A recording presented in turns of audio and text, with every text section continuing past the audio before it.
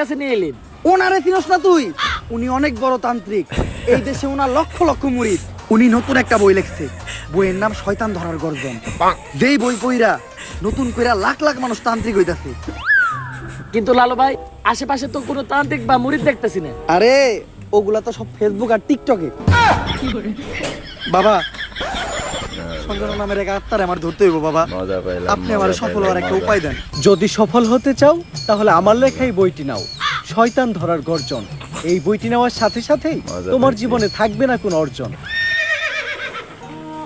আমি কথা দিয়ে কথা রেখেছি, শয়তান আসেনি তো ফিরে। আমি শয়তান তাড়ানো গল্প লিখেছি আমার সারাটি জীবন ধরে। আমি অন্ধকারে মোমবাতি জ্বালিয়েছি, তবুও পাইনি ভূতের খোঁজ। আমি ভূতের অপেক্ষায় ছিলাম, ভূত নিজেই হয়েছিল নিখোঁজ। শয়তান ধরার গর্জন, পৃষ্ঠা নাম্বার চুদলিংপং। বাবা, এটা তো মন্ত্র না, ছন্দ কইলেন। মার্কেটে আপাতত ছন্দই চলে। বাবা, বইটা একটা আমারও লাগবে। দাম কত এটার? মাত্র 1000 টাকা। 1000 টাকা দিয়ে আর কিনুম?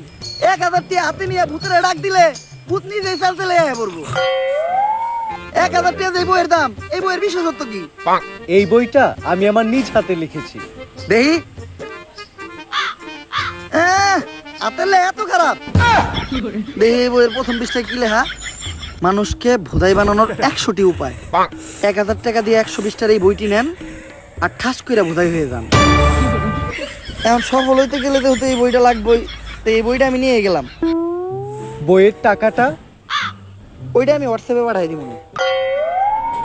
গুরু, আজকের থেকে আপনার লেখা এই বইটা পইরাই আমার শয়তান ধরার যাত্রা করলাম শুরু।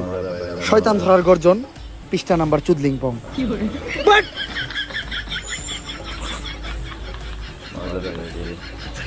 আত্মা ডাকার জন্য প্রথমে ময়দা দিয়া গোল করে একটা দাগ দিতে হইব, তারপর এক জন্ডে দাগের বাইরে বাই করতে হইব, কারণ শুধুমাত্র সেই আত্মাটা দেখতে পাইব।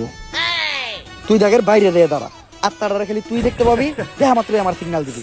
ঠিক আছে ভাই। কনে আহ ওদিক যা কানা।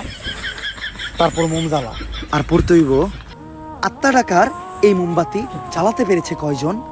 বেশিরভাগই তো চালাতে গিয়ে নিভিয়ে ফেলার গর্জন। পারবো না আমি ভালো করেই জানি, তবে দুঃস্বপ্ন আমার একটাই, সঞ্জনা নামের সেই আত্মাকে 5 টাকার মোমবাতি জ্বালিয়ে ডাকতে চাই।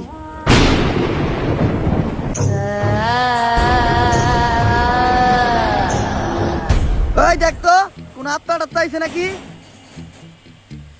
না ভাই, 2 লাগাই তো কোনো আত্মা দেখতেছি না। দূর আমার লেওরা, এই বিষটা কাম হইব না, সামনের বিষটা দেখতে হইব।